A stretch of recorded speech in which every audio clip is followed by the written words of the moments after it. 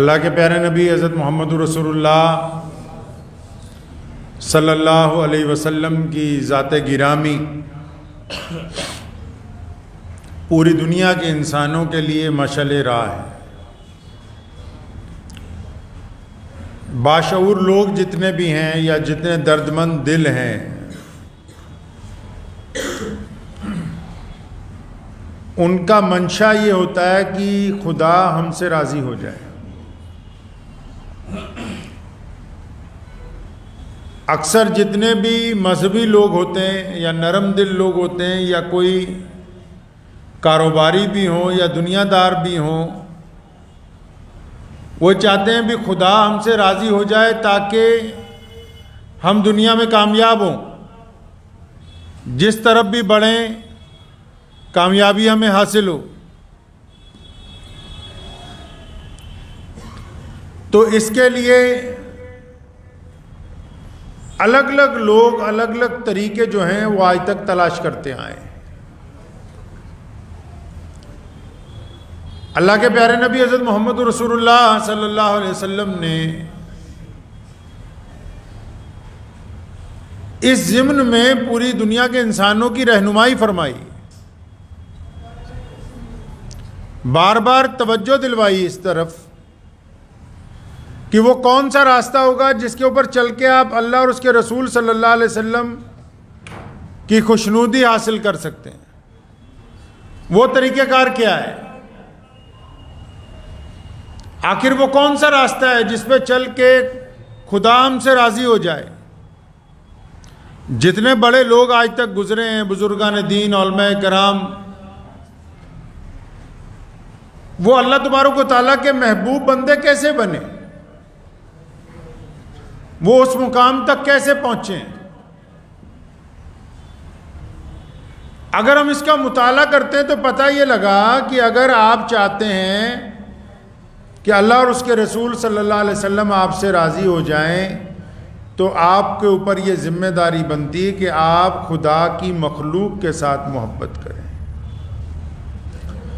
اللہ تعالیٰ کی جو مخلوق ہے، اللہ کی مخلوق میں ساری چیزیں ہیں۔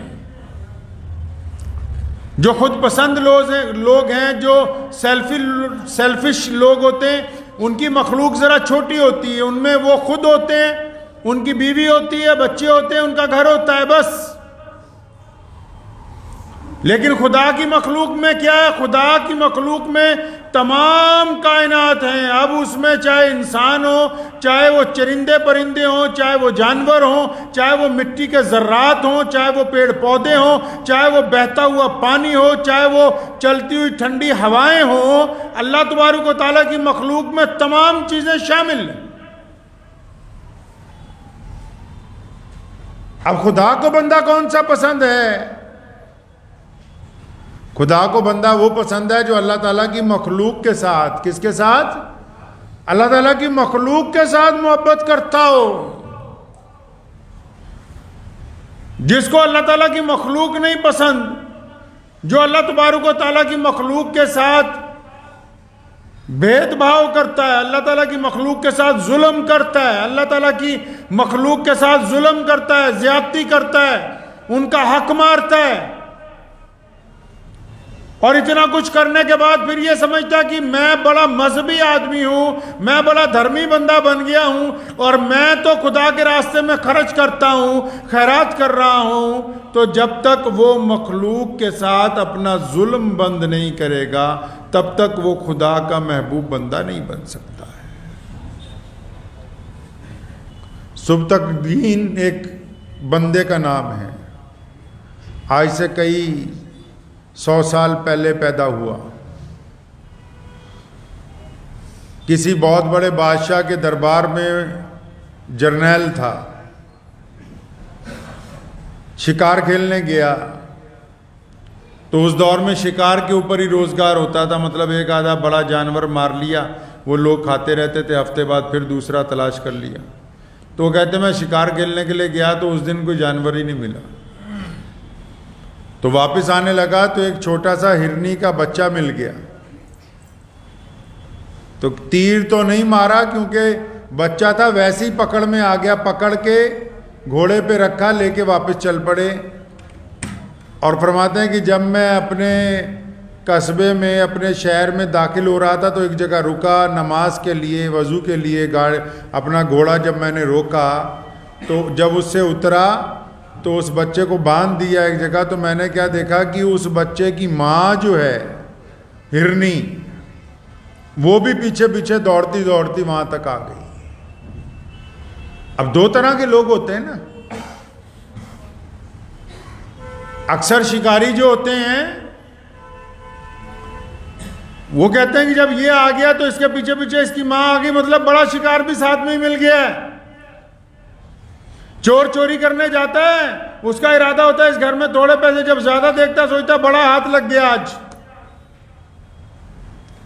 تو سبکتگین جو تھے جب انہوں نے دیکھا کہ اس کی ماں بھی پیچھے پیچھے آ گئی تو ان کے دل میں خیال آیا، 5 وقتہ نمازی تھے، تو خیال آیا دل میں کہ یار دیکھو اس کی ماں پیچھے پیچھے یہاں تک آ گئی ہے. اب یہ تو غیرت کی بات نہیں ہے نا کہ میں اس کی ماں کو بھی پکڑ لوں. یہ تو طریقہ نہیں ہے کوئی سماج کا کہ کوئی بندہ کسی کو چھڑوانے جائے تو اس کو بھی پکڑ لیا جائے. یہ تو سماج کی ویوستھا میں نہیں ہے، یہ ظالم لوگ کرتے ہیں.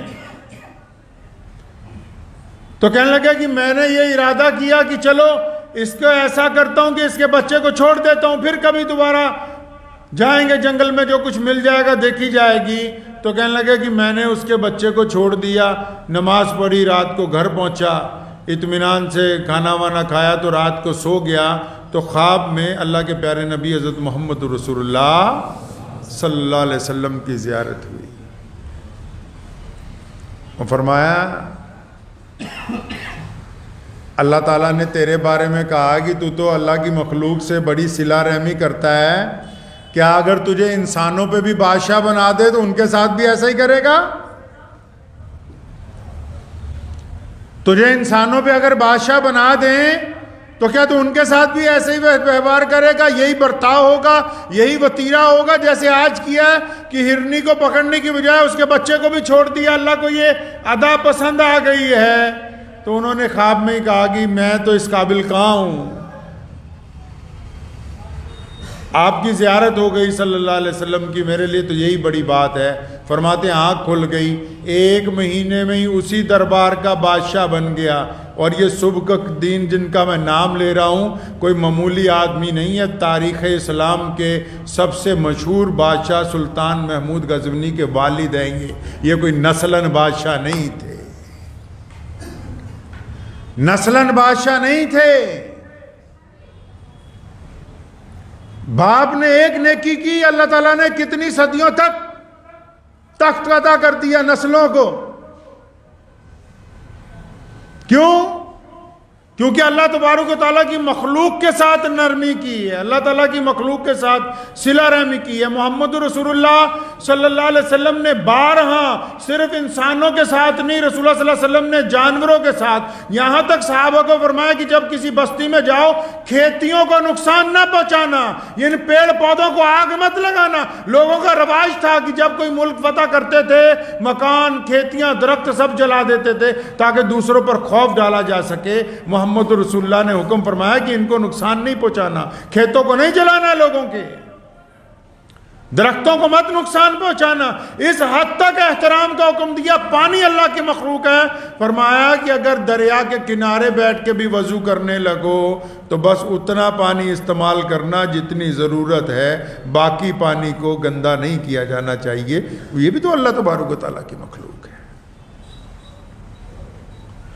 ہمارے ہاں تو جو زندہ مخلوق ہے جن کو ہم انسان کہتے ہیں، جو ہمارے ساتھ چلتے پھرتے ہیں، ہم ان کی رعایت نہیں کرتے، ان کے ساتھ زیادتی کرنے کی کوشش کرتے ہیں. کوئی مالک سوچتا ہے اپنے مزدور کے جتنے پیسے مار سکتا ہوں مار لو.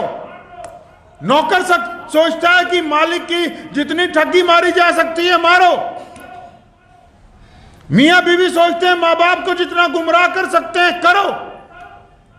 پڑوسی سوچتا ہے پڑوسی کا جتنا نقصان کر سکتا ہوں کرو. تو یہ جو لوگ خدا کی مخلوق کا نقصان بنانے کا پروگرام بنا کے بیٹھے ہیں، یہ جن لوگوں نے ارادہ کیا ہے کہ اللہ کی مخلوق کو تنگ کرنا ہے، جو یہ سمجھتے ہیں کہ خدا تبارک و تعالیٰ کی پکڑ نہیں آئے گی، لیکن جب پھر وہ پکڑتا ہے تو کچھ چھڑواتا کوئی نہیں، وہ پکڑ لیتا ہے تو چھڑواتا کوئی نہیں ہے۔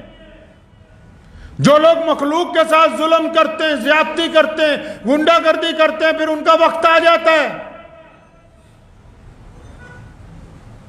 پھر ایسے لوگ ان پہ مسلط ہو جاتے ہیں جو اس کا ایک ایک چیز کا حساب لیتے ہیں، تو پھر پچھتاتے ہیں کہ کاش ہم نے ظلم اور زیادتی نہ کی ہو۔